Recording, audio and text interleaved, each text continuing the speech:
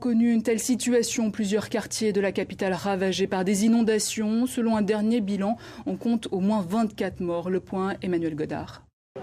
Ils tentent désespérément de récupérer leur voiture dans les flots, mais la plupart des habitants restent impassibles, impuissants. Des pluies diluviennes se sont abattues sur Bamako, provoquant en quelques heures des inondations impressionnantes.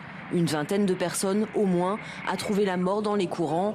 De nombreux habitants sont portés disparus. Des milliers sont sans abri. Les maisons ont été emportées par centaines dans les eaux. Ce déluge est inhabituel, même pour la saison des pluies. L'eau a atteint des niveaux records. Ce n'était jamais monté aussi haut. L'eau a atteint les 10 mètres.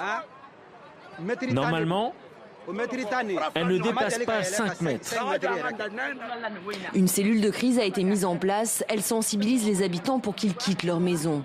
Construite en banco, de la terre séchée, elle risque de s'écrouler à tout moment.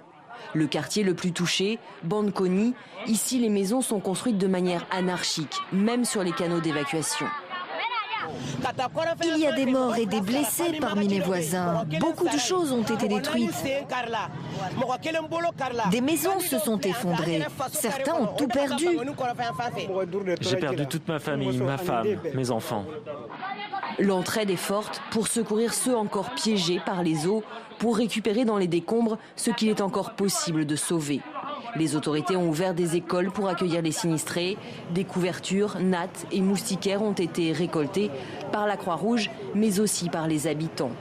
Des médicaments aussi ont été acheminés pour prévenir la contagion de maladies liées à la stagnation des eaux. Au moins 41